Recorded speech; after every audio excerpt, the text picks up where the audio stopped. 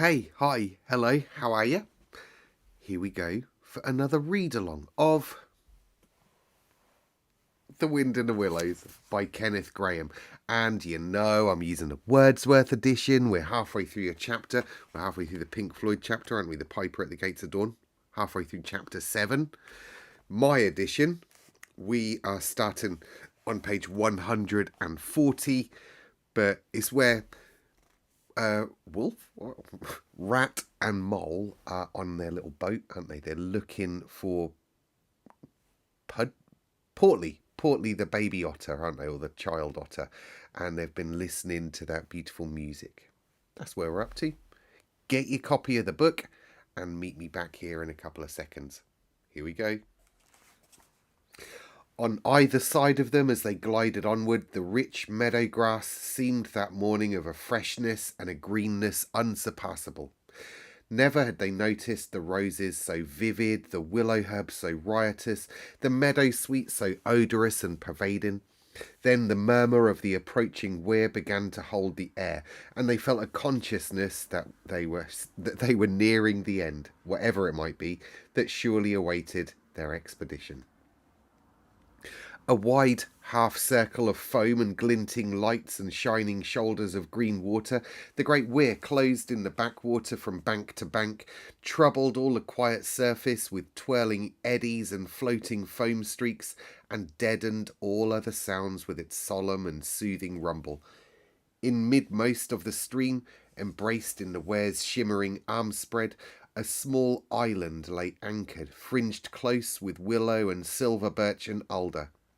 Reserved, shy, but full of significance, it hid whatever it might hold behind a veil, keeping it till the hour should come, and with the hour those who were called and chosen. Slowly, but with no doubt or hesitation whatever, and in something of a solemn expectancy, the two animals passed through the broken, tumultuous water and moored their boat at the flowery margin of the island. In silence they landed and pushed through the blossom and scented herbage and undergrowth that led up to the level ground till they stood on a little lawn of a marvellous green, set round with nature's own orchard trees, crabapple, wild cherry, and sloe. "This is the place of my song dream, the place the music played to me," whispered the rat, as if in a trance. "Here, in this holy place, here if anywhere, surely we shall find him." Then suddenly the mole felt a great awe fall upon him, an awe that turned his muscles to water, bowed his head, and rooted his feet to the ground. It was no panic terror, indeed he felt wonderfully at peace and happy, but it was an awe that smote and held him, and without seeing, he knew it would only mean that some august presence was very, very near. With difficulty he turned to look for his friend, and saw him at the side, cowed, stricken, and trembling violently. And still there was utter silence in the populous bird-haunted branches around them, and still the light grew and grew. Perhaps he would never have dared to raise his eyes, but that, though the piping was now hushed, the call and the summons seemed still dominant and imperious. He might not refuse, were death himself waiting to strike him instantly. Once he had looked with mortal eye on things rightly kept hidden. Trembling he obeyed and raised his humble head, and then in that utter clearness of the imminent dawn, while nature, flushed with fullness of incredible colour, seemed to hold her breath for the event, he looked in the very tired eyes of the friend and helper, saw the backward sweep of the curved horns gleaming in the growing daylight, saw the stern, hooked nose between the kindly eyes that were looking down on them humorously, while the bearded mouth broke into a half-smile at the corners, saw the rippling muscles on the arm that lay across the broad chest, the long supple hand still holding the panpipes only just fallen away from the parted lips, saw the splendid curves of the shaggy limbs disposed in majestic ease on the sward, saw, last of all, nestling between his very hooves, sleeping soundly in entire peace and contentment, the little, round, podgy, childish form of the baby otter. All this he saw for one breathless and intense vivid on the morning sky, and still, as he looked, he lived, and still, As he lived, he wondered. "Rat," he found breath to whisper, shaking. "Are you afraid?" "Afraid?" murmured the rat, his eyes shining with unutterable love. "Afraid of him? Oh, never, never, and yet, oh, Mole, I am afraid." Then the two animals, crouching to the earth, bowed their heads and did worship. Who? Then the two animals, crouching to the earth, bowed their heads and did worship. Sudden and magnificent, the sun's broad golden disk showed itself over the horizon facing them, and the first rays shooting across the level water meadows took the animals full in the eyes and dazzled them. When they were able to look once more, the vision had vanished, and the air was full of the carol of birds that hailed the dawn. As they stared blankly in dumb misery, deepening as they slowly realised all they had seen and all they had lost, a capricious little breeze, dancing up from the surface of the water, tossed the aspens, shook the dewy roses, and blew lightly and caressingly in their faces, and with its soft touch came instant oblivion. For this is the last best gift that the kindly demigod is careful to bestow on those to whom he has revealed himself in their helping, the gift of forgetfulness, lest the awful remembrance should remain and grow and overshadow mirth and pleasure, and the great haunting memory should spoil all the afterlives of little animals helped out of difficulties, in order that they should be happy and light-hearted as before. Mole rubbed his eyes and stared at Rat, who was looking about him in a puzzled sort of way. "I beg your pardon, what did you say, Rat?" he asked. "I think I was only remarking," said Rat slowly, "that this is the right sort of place, and that here, if anywhere, we should find him. Oh, and look! Why, there he is, the little fellow." And with a cry of delight, he ran toward the slumbering Portly. But Mole stood still for a moment, held in thought, as one awakens suddenly from a beautiful dream who struggles to recall it and can recapture nothing but a dim sense of the beauty of it. The beauty! Till that too fades away in its turn, and the dreamer bitterly accepts the cold, hard waking and all its penalties. So Mole, after struggling with his memory for a brief space, shook his head sadly and followed the rat. Portly woke up with a joyous squeak and wriggled with pleasure at the sight of his father's friends who had played with him so often in past days. In a moment, however, his face grew blank, and he fell to hunting round in a circle with pleading whine, as a child that has fallen happily asleep in its nurse's arms and wakes to find itself alone and laid in a strange place, and searches corners and cupboards and runs from room to room, despair growing silently in its heart. Even so Portly searched the island, and searched, dogged and unwearying, till at last the black moment came for giving it up and sitting down and crying bitterly. The Mole ran quickly to comfort the little animal, but Rat, lingering, looked long and doubtfully at certain hoof marks deep in the sward.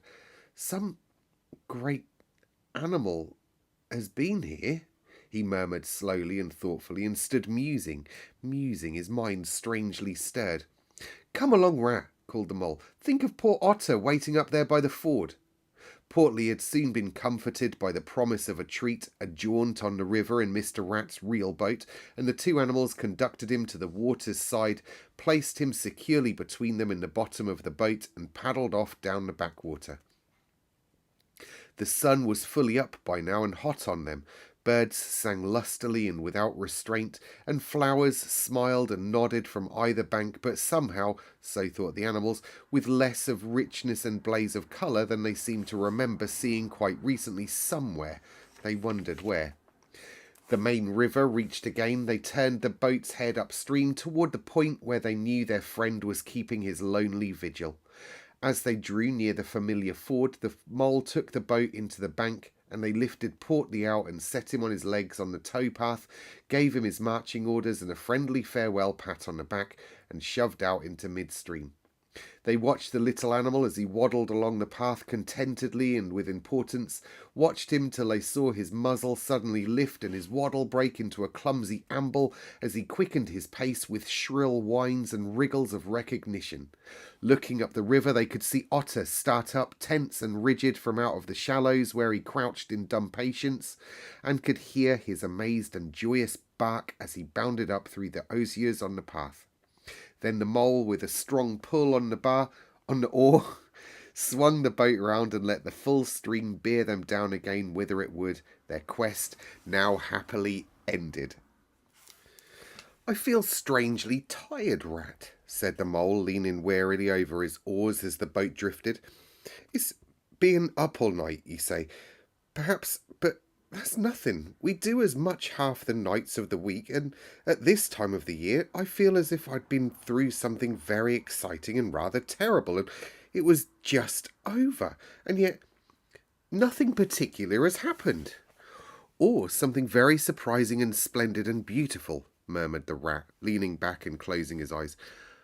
"I feel just as you do, Mole, simply dead tired, though not body tired. It's lucky we've got the stream with us to take us home.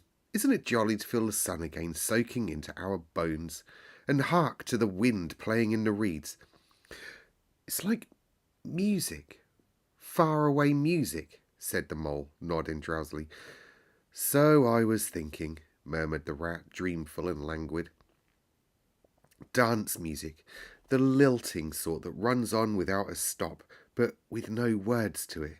It passes into words and then out of them again. I catch them at intervals, then it's a dance music once more, and then nothing but the reeds' soft, thin whispering." "Ah, you hear better than I," said the Mole sadly. "I cannot catch the words." "Let me try and give you them," said the Rat softly, his eyes still closed. Now it is turning into words again, faint but clear. "Lest the awe should dwell, and turn your frolic to fret, you shall look on my power at the helping hour, but then you shall forget." Now the reeds take up "forget, forget." They sigh, and it dies away in a rustle and a whisper, and then that voice returns. "Lest limbs be reddened and rent, I spring the trap that is set. As I loose the snare, you may glimpse me there, for surely you shall forget." Row nearer, Mole, nearer to the reeds. It's hard to catch, and grows each minute fainter. Helper and healer I cheer, small waifs in the woodland wet, strays I find in it, wounds I bind in it, bidding them all forget. Nearer, Mole, nearer. No, it's no good. The song has died away into reed talk. "But what do those words mean?" asked the wondering Mole. "That I do not know," said the Rat simply. "I passed them on to you as they reached me. Ah, now they return again, this time full and clear. This time at last it is the real and unmistakable thing, simple, passionate, perfect." "Well, let's have it then," said the Mole, after he had waited patiently for a few minutes, half dozing in the hot sun, but no answer came. He looked and understood the silence, and with